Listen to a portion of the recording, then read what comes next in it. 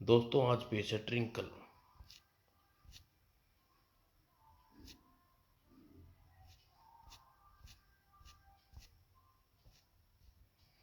गांव के शरारती बच्चे ने तोलाराम के नाक में दम कर रखा था।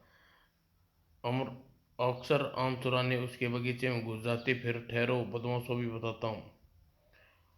पकड़ कर उन्हें पिटाई करूंगा और नानी याद आ जाएगी। पकड़ना बाद में, पहले टोपी संभालो। अरे अब नई टोपी खरीदनी पड़ेगी। हाँ यही दे दीजिए, बिल्कुल ठीक है। अरे जच भी रही है। अरे तोलाराम नई टोपी लाया है।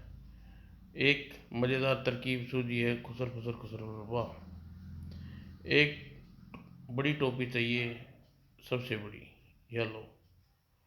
और दोपहर को क्या मज़े से खराटे भर रहा है। जल्दी टोपी बदलाओ। और तोलाराम उठा। आजकल भी कैसी कैसी टोपियाँ बनाने लगे हैं अपने आप बड़ी हो गई। कैसी टोपी बेचते हो? कल खरीदी थी, आज बड़ी हो गई। कैसी बातें करते हो जी, टोपी भी कभी कहीं आज तक आप अपने आप बड़ी हुई है। आपका सिर किसी डॉक्टर को दिखाए। क्या कहा? कुछ नहीं, लीजिए यह टोपी ठीक है ना? बिल्कुल ठीक।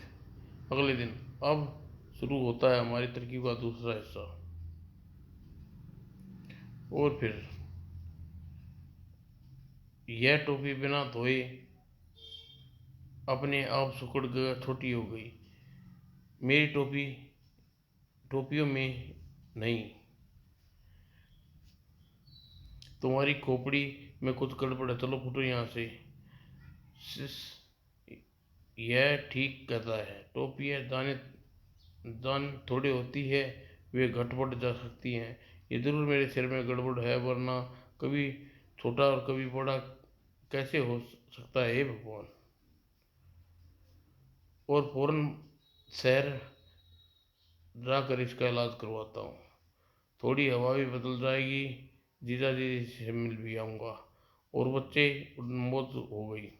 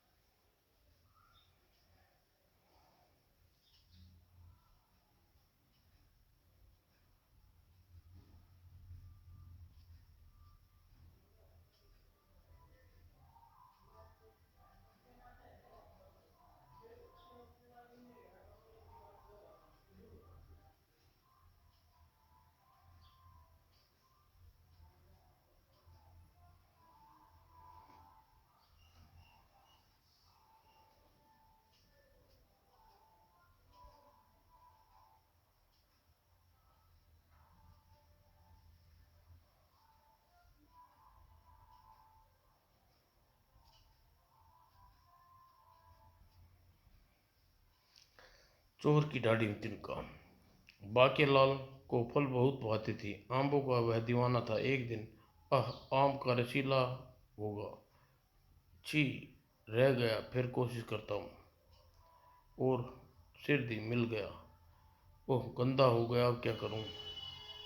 चलो धोती से पूछ कर खा लूँ, कोई देख नहीं रहा। मज़ा आ गया। घर में, अरे आ गए बेटा, आज शाम घर में संगीत सभा है, जल्दी तैयार हो जाओ। संगीत सभा? अभी तैयार होके आता हूँ पिताजी, बाद में। आज कह दूंगी, वाह वाह वाह वाह। मैं तो कह दूंगी। मारे गए, इसे मुझे आम खाते देख लिया। और अब वह सबको बता रही है कि गुठली, अपनी गुठली दे दूं तो शायद न बताए। मैं कह दूंगी सारे गंवारे, सारे बातिया। यह तो मेरी पोल खोलने पर आमादा है। सोने की चैन दो तो शायद चुप हो जाए। वो तेरी बतिया मैं कह दूंगी, हद हो गई। जा कह दे। अरे क्या बात है वाके, यह औरत मुझे बार बार धमकी दे रही है, कह दूंगी। मैं खुद ही बता देता हूँ, मेरी गलती है, बस यह थी कि मैंने पड़ोस के बगीचे में आम तोड़ खा लिया। वह गंदा हो गया था, धोती से पोंछ कर खा लिया। इसे अ- अपनी अंगूठी और चैन दे दी ताकि यह वरना वो बंद रखें, लेकिन यह तो कह चुप ही नहीं होती। ला मेरी अंगूठी और चैन वापस दे। चैन और अंगूठी छीन कर बाकीलाल पैर पटकता बाहर निकल गया, लेकिन बाकीलाल की बेवकूफ़ी को सब उसकी पोल खोल दी। तब क्या होगा? एक हाट में हथियारों की एक दुकान पर, मेहरबानी, मेरे भाले इतने तेज हैं कि दुनिया में किसी भी ढाल के आर पार निकल सकते हैं।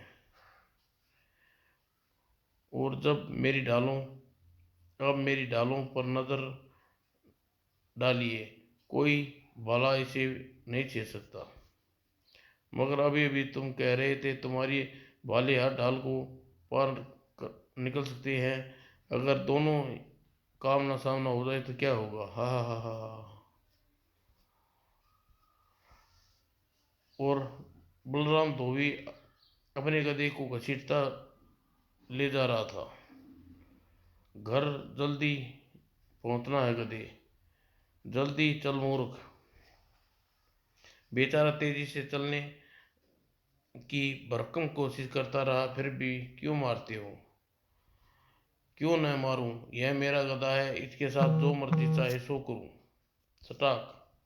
मेरे सिर पर छड़ी क्यों मारी? क्योंकि यह मेरी छड़ी है, मैं चोरी जारी करूं ना बाबू,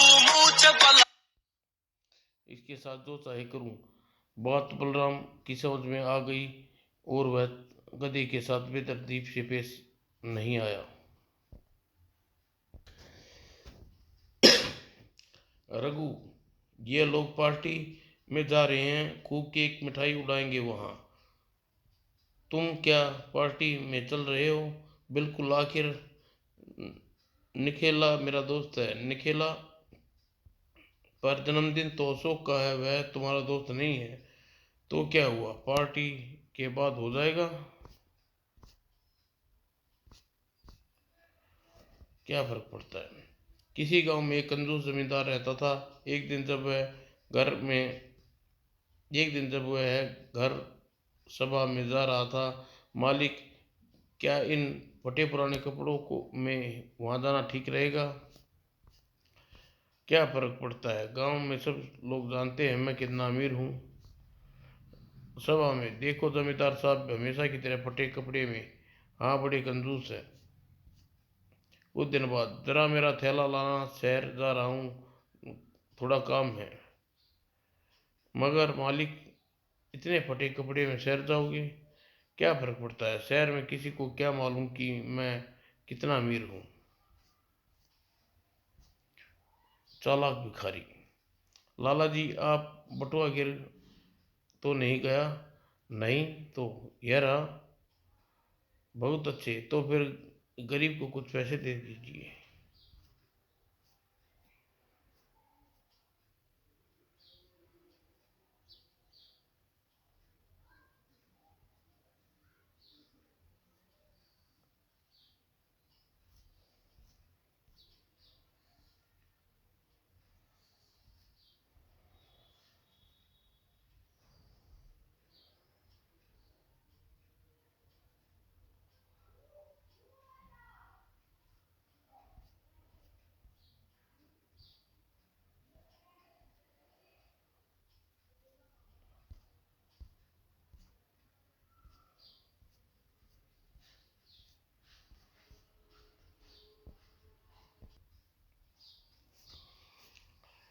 बाल झड़ने से विक्रम सिंह बड़े परेशान थे।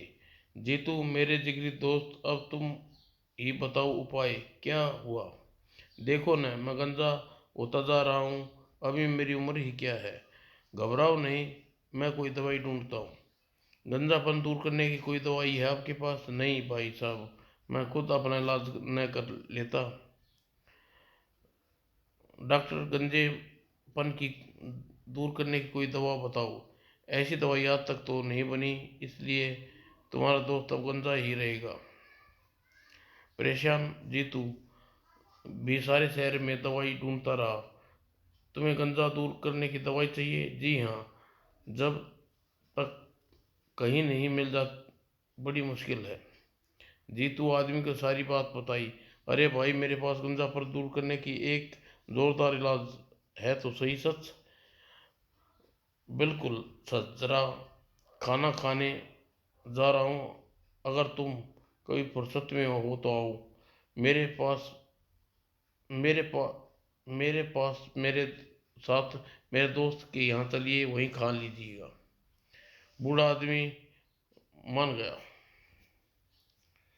और खाना खाकर बड़ा जोरदार था। मेरे आराम करने का समय हो गया है। हाँ तो वह दवा, मगर अब काम वक्त हर काम वक्त पर करना चाहिए। बरखुरदार जी समझ गया। और रात को खाना भी उस आदमी ने जीतू के विक्रम सिंह के साथ खाया। अंत में, अब गंजेपन दूर करने का इलाज बताइए। जरूर, बहुत आसान है। यह देखो, गं, गंजे होने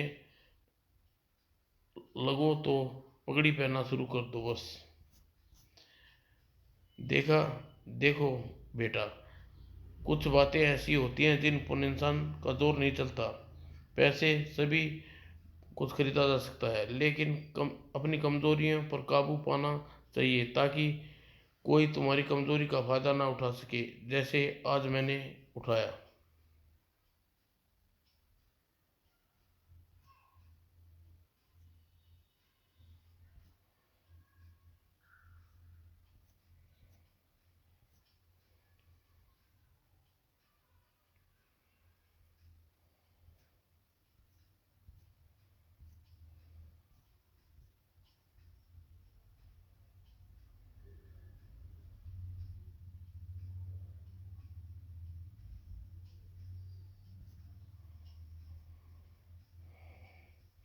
गोपाल जी गोपाल की पत्नी दामाद को बुलाने की जिद पर, पर उस दिन फिर अड़ी थी।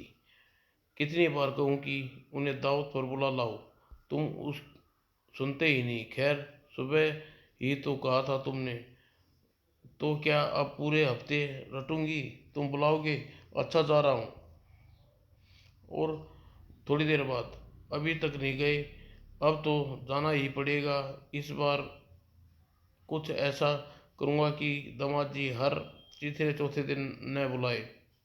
अगली शाम, आओ आओ, कैसे हो? ठीक हूँ सासू जी, मैं खाना बनाती हूँ, तुम आराम करो। सासू जरा रसोई में चली गई। बेटा, एक बात बताओ। कैसी बात? तुम्हें पता है कि आस पड़ोस में हमारे ही यहाँ नींबू का पेड़ है, मगर हर शाम कोई आकर उस नींबू चुरा ले जाता है। शाम हो रही है, अगर थोड़ी देर देर के लिए उसके पास निगरानी कर सको। जी ससुर जी। पेड़ के आसपास कोई आए तो उसे पकड़कर मेरे पास ले आना, छोड़ना मत, बिल्कुल नहीं। सौदामाती चल पड़े नींबू के पेड़ की रखवाली करने। दूसरी रसोई में, नींबू तो घर में है ना? अरे, खत्म हो गए, मैं अभी लाती हूँ। वह कौन? चोर चोर चोर! अरे ससुर जी, जल्दी आइए, मैंने चोर को पकड़ लिया। यह चोर यह चोर है। क्यों बेटे? सासू जी, आप बाद में। मेरा दामाद मेरा अपमान कर गया, आगे मैं कभी उसकी खातिरदारी तवज्जो नहीं करूंगी। चलो, रास्ते पर आई। सुफल पक्ष एक दिन साहूकार के पास गया। लाला जी, मैं यह सोने की जंजीर गिरवी रखना चाहता हूँ, लाओ। मैं तुम्हें 10 रुपये दिए देता हूँ, जिसके 50 पैसे प्रति सप्ताह की दर पर ब्याज पड़ेगा। शुक्ल पक्ष कई महीनों तक समय पर ईमानदारी से ब्याज चुकाता रहा। आखिर एक दिन शुक्ल पक्ष तुम्हारे सारा पैसा ब्याज सहित चुकता कर दिया है। हाँ लाला जी, लेकिन मेरी सोने की जंजीर, मेरे ब्याज आपके पास ज़्यादा सुरक्षित है। मेरे घर के आसपास चोरियां बहुत हो चुकी हैं, और उसे संभाल कर रखिए। माँ, आपको थोड़े से पैसे देने में मुझे कोई नुकसान नहीं है।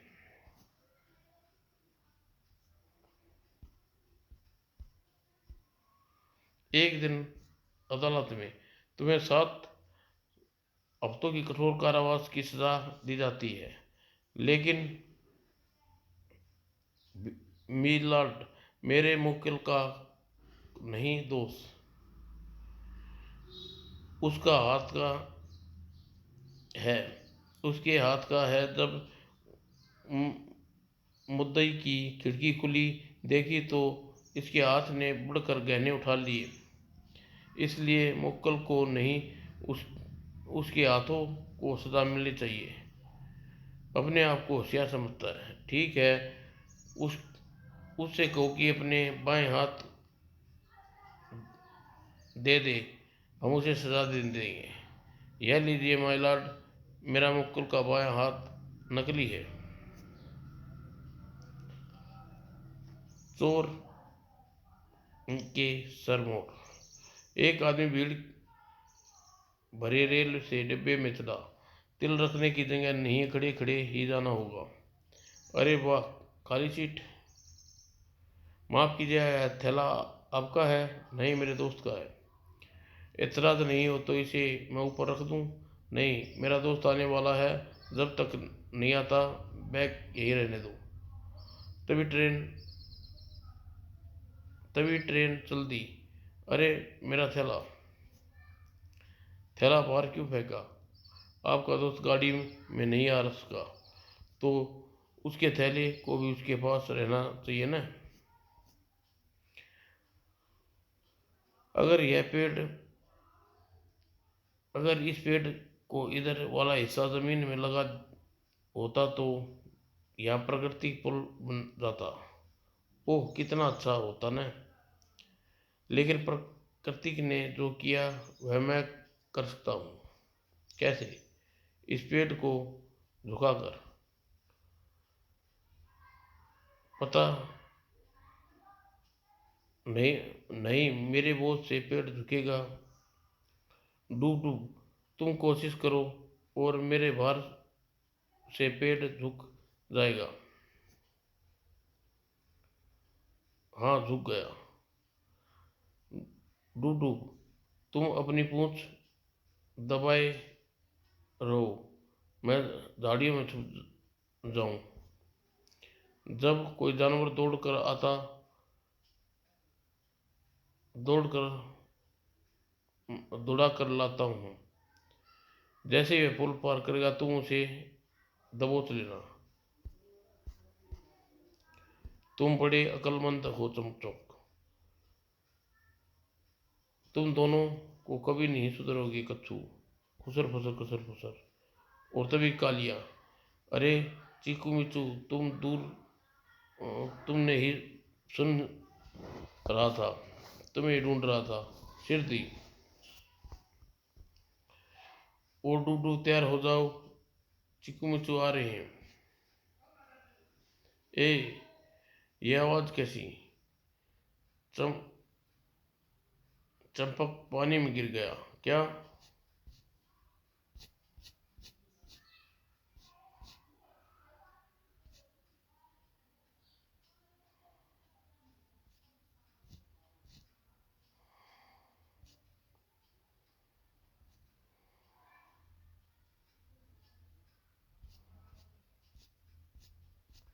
समाप्त दोस्तों।